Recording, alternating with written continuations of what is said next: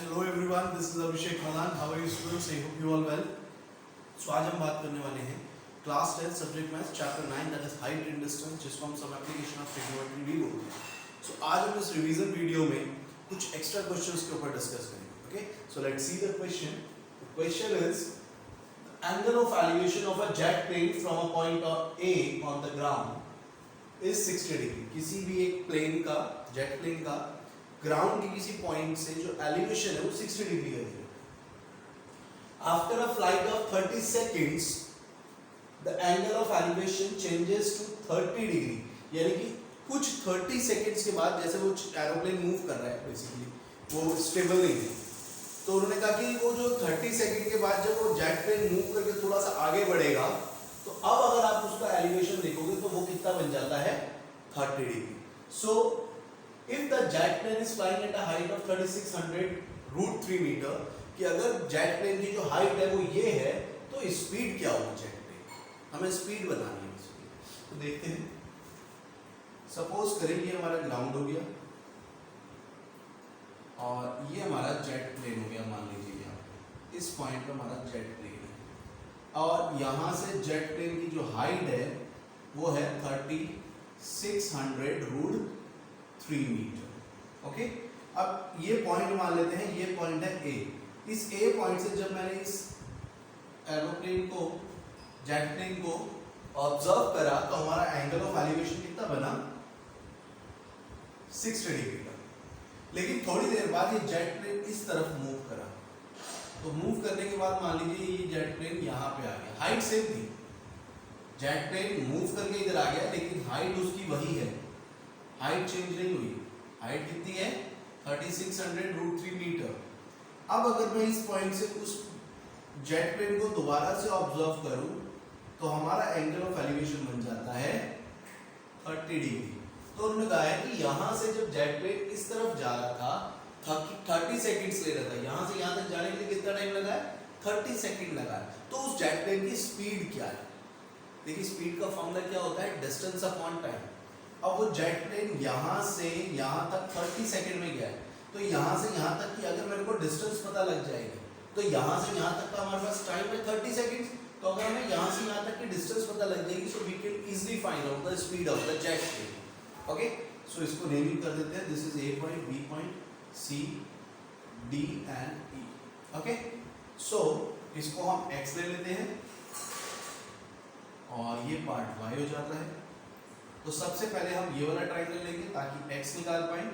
So an triangle A B D, तो हमारे पास बेस निकालना है, परपेंडिकुलर है, सो tan निकलेगा। tan 60 degree is equals to perpendicular, that is 3600√3 and the base is x। The value is √3 is equals to 3600√3 upon x। x नीचे आ जाएगा, यह आ जाएगा 3600√3 अपॉन √3। √3 से √3 कैंसिल आउट हो जाएगा, x की वैल्यू आ गई 3600 मीटर, यानी कि इसकी लेंथ कितनी हो गई, 3600 मीटर। ओके, अब हम ये बड़ा ट्राइंगल लेंगे ACE। So in triangle ACE again tan लग जाएगा, tan 30 degree is equals to perpendicular हमारा 3600√3 है, जो कि उस जेट प्लेन की हाइट है। Okay, and the base is x plus y whole आएगा। ओके, तो यहाँ पे आ जाएगा x प्लस y। अभी x की वैल्यू भी रखेंगे क्योंकि हमारे पास ऑलरेडी x की वैल्यू 3600 आई है, तो हम वैल्यू पुट करेंगे। तो इसकी वैल्यू आ जाएगी 1/√3 3600√3 upon x plus y। Cross multiply कर लेते हैं, तो हमारे पास आ जाएगा x plus y is equals to 3600√3 multiply by √3 multiply हो जाएंगे, तो मल्टीप्लाई कर देंगे और x की वैल्यू भी पुट कर देते हैं। x की वैल्यू होगी 3600 plus y is equals to, ये आ जाएगा 0 0 3 6 18 कैरी 1 3 3 9 और 1 10, ये आ गया। 3600 हो जाएगा, माइनस हो जाएगा, तो बचेगा y is equals to 10800 minus 3600, ये बच गया आपके पास।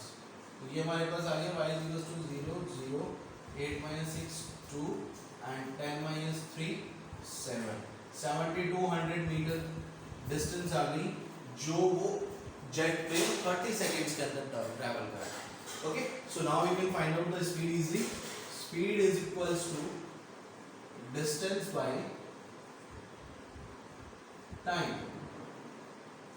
सो speed is equals to distance is 7200 and the time is 30 seconds। 0 से 0, 3 से कैंसिल हो जाएगा, 3 2 जा 6, 3 4 जा and 0। तो स्पीड हमारी कितनी आ गई? स्पीड आ गई 240 मीटर पर सेकेंड। यानी कि वो जेट प्लेन 1 सेकेंड के अंदर 240 मीटर की डिस्टेंस ट्रैवल कर रहा है, तभी उसका एलिवेशन 30 सेकेंड में 60 से 30 डिग्री हो जाता है। Okay, so please note down this questions.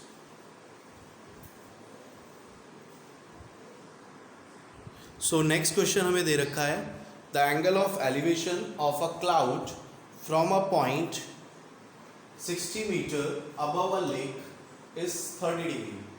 The angle of depression of the reflection of the cloud in the lake is 60 degree and find the height of the cloud. बहुत ही important question है ये। ऐसे question generally आते हैं exams में, boards में। So please बहुत सीरियसली समझिएगा इस क्वेश्चन। क्या कहा है? The angle of elevation of cloud. Cloud का एलिवेशन कहां से? From a point 60 metre above a lake, यानी कि एक लेक है, उस सरफेस ऑफ लेक से 60 मीटर ऊपर एक पॉइंट है। यानी कि मान लीजिए ये तो हो गया लेक की सरफेस, इसके नीचे पानी है, हो गया, ये सरफेस ऑफ लेक है। अब उन्होंने कहा कि सरफेस ऑफ लेक से 60 मीटर ऊपर, ये हो गया 60 मीटर ऊपर। अब इस पॉइंट से हमने क्लाउड का एलिवेशन देखा, ये क्लाउड हो गया। अब उन्होंने कहा इस पॉइंट से इसका एलिवेशन जो है वो 60 डिग्री। अब इसका एलिवेशन बनाने के लिए हमें इसके पैरेलल लाइन बनानी पड़ेगी, क्योंकि एंगल ऐसे तो बनेगा नहीं, हमें इसके ये लाइन पैरेलल बनानी पड़ेगी यहाँ पे। ओके, इस तरह से। तो यहाँ पे एंगल ऑफ एलिवेशन कितना आ गया? Sorry 30 degree. 30 डिग्री, बात समझ गए? ये लेक का सरफेस हो गया, इसके नीचे सारा पानी है, और इस लेक से 60 मीटर ऊपर ये पॉइंट है। इस पॉइंट से हमने क्लाउड का एलिवेशन कितना बनाया? 30 डिग्री। अब उन्होंने कहा कि इसके रिफ्लेक्शन का जो एंगल ऑफ डिप्रेशन है वो पानी में बनता है। कहाँ? पानी में। कितना? 60 डिग्री का। अब अगर इसका रिफ्लेक्शन देखूंगा तो इसकी परछाई कहाँ जाएगी? पानी में जाएगी। तो अब इसकी परछाई अगर यहाँ पे जाएगी तो मान लो यहाँ पे कहीं इसकी परछाई यहाँ पे, तो इसका ये हो गया हाइट। अब यहाँ से इसका इसी पॉइंट से उसका एंगल ऑफ डिप्रेशन बनाया, कितना? 60 डिग्री। ओके, तो अब इसकी अब देखिए सब चीज देख लीजिए। यहाँ पे अगर ये 60 पार्ट है ना, तो ये इतना पार्ट भी 60 ही होगा, क्योंकि ये पैरेलल लाइन है। तो दो पैरेलल लाइन के बीच की जो परपेंडिकुलर डिस्टेंस होती है वो हमेशा बराबर रहती है। इसको हम h ले लेते हैं, और ये कितना हो जाएगा? लेक से ऊपर उस क्लाउड की जितनी हाइट है ना, उतनी उसकी हाइट नीचे भी होगी, क्योंकि रिफ्लेक्शन क्या करता है? पानी में जो रिफ्लेक्शन होता है उसमें क्या होता है कि ऑब्जेक्ट जितना दूर पानी से है, पानी की सरफेस से है, उतनी दूर उस पानी में उस ऑब्जेक्ट की इमेज भी बनेगी। इसलिए जितना हम इस लेक से ऊपर इसको देख रहे हैं, उतना ही ये नीचे भी है। तो ऊपर कितना है? h + 60, नीचे भी कितना होगा? h + 60। ओके, सो इस पार्ट को हम x ले लेते हैं, ये वाला पार्ट भी x हो जाएगा क्योंकि दोनों बराबर होंगे। नेमिंग कर देते हैं a, b, c, d और e।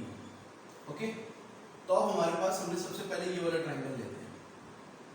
तो अब हमारे पास है ट्रायंगल कौन सा आएगा? a D E। So a triangle A D E तो आ जाएगा 30 degree is equals to h upon x। Perpendicular h हो गया, बेस x हो गया। वैल्यू हो जाती है इसकी 1/√3 is equals to h upon x। x की वैल्यू आ जाएगी h√3। ओके, अब हम लगाएंगे ये वाला triangle ADE ADC। So in triangle ADC tan 60 degree is equals to, perpendicular कितना होगा? 60 + h + 60, क्योंकि इस पॉइंट से सारा नीचे परपेंडिकुलर है, एंगल के सामने वाला सारा परपेंडिकुलर होगा।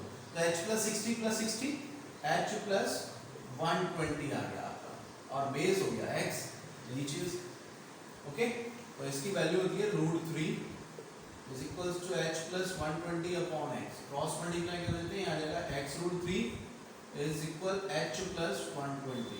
अब देखिए यहाँ पर हमारे पास x की वैल्यू क्या है, h √3, तो वो x की वैल्यू यहाँ रख देते हैं, तो ये आ जाएगा h √3, x की वैल्यू होगी और √3 अलग से था, h प्लस 120 तो हो जाएगा 3h और वो h इधर आगे माइनस हो जाएगा 120, 2h की वैल्यू कितनी आ गई 120 और h की वैल्यू जाएगी, डिवाइड कर देंगे 2 से इसे 60 मीटर।